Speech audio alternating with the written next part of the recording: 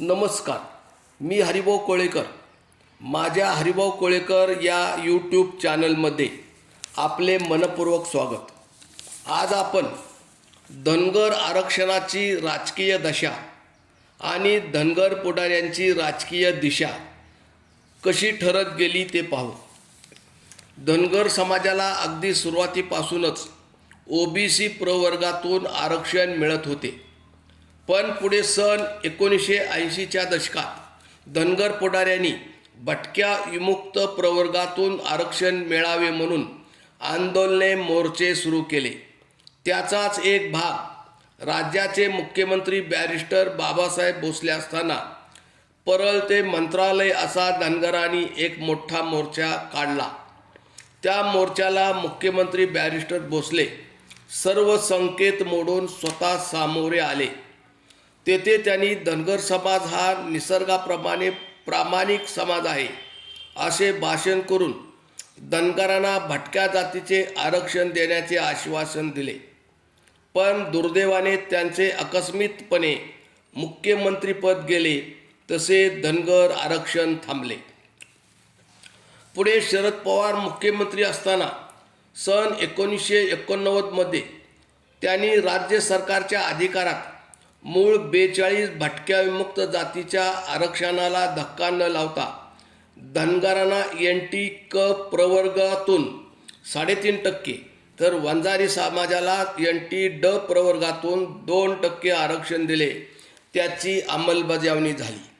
त्यानंतर धनगरांनी घटनात्मक आणि कायदेशीर दृष्ट्या योग्य की अयोग्य याकडे फारसे लक्ष न देता अनुसूचित जमातीच्या यादी क्रमांक 36 वरील धनगरच आहेत, ते आम्हीच आहोत म्हणून अनुसूचित जमातीच्या आरक्षणाची मागणी सुरू केली. त्यास काँग्रेस अंतर्गत शरद पवार विरोधकांनी हेतुपुरस्सर धनगरांना पंढरपूर ते बारामती पदयात्रा आणि बारामतीत उपोषण करण्यास प्रोत्साहन दिले. त्याचे लोण पुढे सर्व राज्यभर पसरले. त्यास विरोधी पक्ष म्हणून भाजपा पक्ष आणि देवेंद्र फडणवीस यांनी व्यवस्थित खतपाणी घातले. ते राज्यव्यापी बनवले. यातून सारा धनगर एक झाला, संघटित झाला. यासाठी देवेंद्र फडणवीस बारामतीच्या उपोषणस्थळी एकदा नव्हे दोनदा आले. त्यांनी काँग्रेस पक्षाने आरक्षण दिले नाही, ते आम्ही देतो, आम्हाला मते द्या, सत्ता द्या, कॅबिनेटच्या पहिल्या बैठकीत आरक्षण देतो म्हणून जाहीर आश्वासन दिले. धनगर समाजाने देवेंद्र फडणवीसावर आणि भाजपावर विश्वास टाकून त्यांना मते दिली. भाजपा राज्यात केंद्रात प्रचंड बहुमताने सत्तेवर आला. आज 10 वर्षे झाली. राज्याच्या आणि केंद्राच्या 1000-1500 कॅबिनेटच्या बैठका झाल्या, तरी धनगरांना आरक्षण दिले गेले नाही. ते फक्त धनगरांना नादी लावून फसवत आहेत. धनगर पुढाऱ्यांना सत्तेची गाजरे देऊन आरक्षणात चालढकल करत आहेत.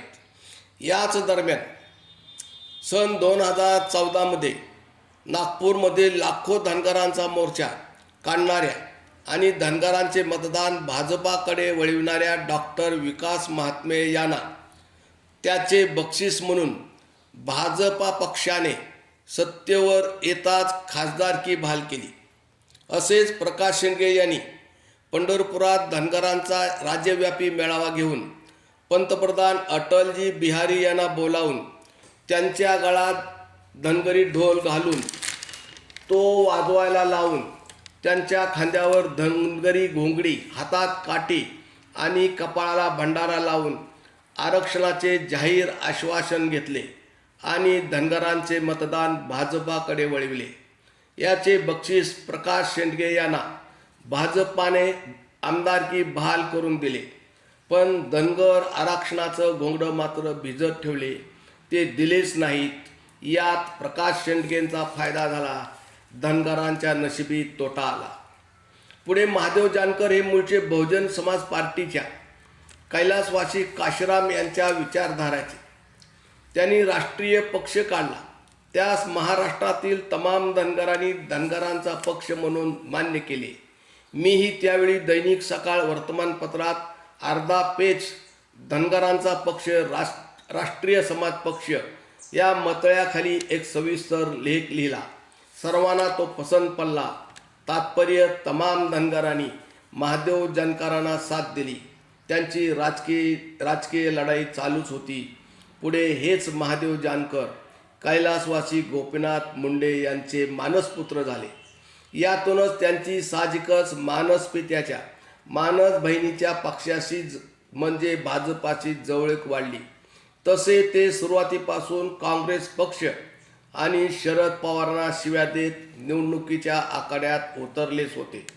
त्यांनी भाजपाच्या पाठिंब्याने बारामतीची खासदारकी लढवली. त्यात त्यांना चांगली मते मिळाली. ते पराभूत झाले. पण याचा परिणाम धनगरांची मते भाजपाकडे वळाली. भाजपा सत्तेत गेला. याचे बक्षीस महादेव जानकरांना आमदारकी आणि मंत्रिपदातून देण्यात आली. पण धनगरांचे आरक्षण मात्र मागेच राहिले. अशाही स्थितीत महादेव जानकरांनी एक चांगली गोष्ट केली. त्यांनी आपला पक्ष भाजपात विलीन केला नाही. त्यांनी त्यांच्या पक्षाच्या वतीने अहमदपूर, दौंड, गंगाखेड येथून पक्षाचे उमेदवार निवडून आणले. आपले राजकीय वर्चस्व अबाधित ठेवले. पण पुढे याच भाजपावाल्यांनी त्यांचा पक्ष बगलेत घेऊन संपविण्यासाठी त्यांच्या दौंडच्या आमदाराला ऐनवेळी भाजपात घेतले. गंगाखेडच्या आमदारांच्या चौकशा लावल्या. राष्ट्रीय समाज पक्ष संपविण्याची मोहीम सुरू केली. आज भाजपवाल्यांनी धनगरांच्या या पक्षाला उपकाराची परतफेड म्हणून महादेव जानकरांना त्रास देणे सुरू केले आहे. आज त्यांची काय अवस्था आहे. एवढे करूनही ते धनगर आरक्षणाबाबत काहीच करत नाहीत. फक्त नादी लावतात, फसवतात. हे मात्र खरे. आता शेवटचे महाराष्ट्रातील एक तरुण उमदे धाडसी धनगर नेतृत्व गोपीचंद पडळकर. त्यांच्या धाडसी, आक्रमक, प्रभावी भाषणाचे कौतुक करावे तेवढे थोडेच. त्यांनी धनगर समाजात नवचैतन्य निर्माण केले. ते धनगर आरक्षणासाठी आजही प्रस्थापित शक्ती आणि पुढारी यांच्या विरोधात लढत आहेत. तेही आरक्षण प्रश्नातून आणि धनगरावर होणाऱ्या अन्याय अत्याचाराच्या विरोधात पुढे आलेले नेते. ते भाजपा काँग्रेसच्या अन्यायाविरुद्ध लढत पुढे आले आणि बिरोबाच्या बनात लाखो धनगरांना बिरोबा देवासमोर बिरोबाची शपथ घेत भाजपाला मते देऊ नका म्हणत सांगली लोकसभेला प्रकाश आंबेडकरांच्या वंचित बहुजन आघाडीतून उभारले. त्यांना धनगरासहित अनेकांनी मते दिली. त्यांना भरपूर मते मिळाली. याचा तोटा तेथील काँग्रेस उमेदवार पराभूत होण्यात झाला. तर याचा फायदा भाजपाचा खंदा समर्थक गोपीचंद पडळकरांचा, एकेकाचा जानी दुश्मन पाटील पुन्हा खासदार झाला. भाजपाचा फायदा झाला. याचे बक्षीस भाजपाने गोपीचंद पडळकरांना आमदारकीच्या रूपाने बहाल केले. पण धनगरांचे आरक्षण जागेवरच हल्ले नाही. ते पूर्वी होते तसेच राहिले. हे सर्व पाहता भाजपा पक्ष कामापुरता मामा म्हणून धनगरांचा गैरवापर करतो आणि गरजसरो आणि वैद्य मरो या भूमिकेत वागतो हे स्पष्ट दिसते. म्हणून ते पुढे गोपीचंद पडळकरांना सुद्धा असे का करणार नाहीत. यासाठी धनगरांनी सावध राहिले पाहिजे. थोडक्यात धनगर आरक्षणाची अशी दशा झाली तर धनगर पुढाऱ्यांना राजकीय दिशा मिळाली. या धनगरांचा काय फायदा झाला. धनगरांचा तोटा झाला की नाही. भाजप आणि देवेंद्र फडणवीसांनी धनगरांना आरक्षणात नादी लावून खोटे बोलून फसविले की नाही. या धनगर पुढाऱ्यांचा थोडा का होईना फायदा झाला की नाही. वास्तविक पाहता भाजपा पक्षाची राज्यात, केंद्रात प्रचंड सत्ता असताना त्यांनी मनात आणून धनगरांना झटक्यात आरक्षण दिले असते. पण ते त्यांनी दिले नाही. ते त्यांच्या मनात नव्हते. आता वेळ गेली. आजही त्यांची धनगरांना आरक्षण देण्याची मानसिकता नाही. त्यांची तशी नियत नाही. त्यांनी लबाडी करून धनगरांना फसवले. म्हणूनच धनगरांनो, सत्ता हे समाजकारणाचे एक मोठे साधन आहे, हत्यार आहे. ते मिळविण्यासाठी आणि सत्ता आपल्या हाती घेण्यासाठी राजकीय जाणीवा, राजकीय महत्त्वाकांक्षा अंगी बाळगा, राज्यकर्ता वर्ग बना, आमदार खासदार व्हा, सत्ता आपल्या हाती घ्या, अन्यथा जग चंद्रावर, धनगर मात्र डोंगरावरच राहणार, अशी अवस्था धनगरांची होईल. धन्यवाद.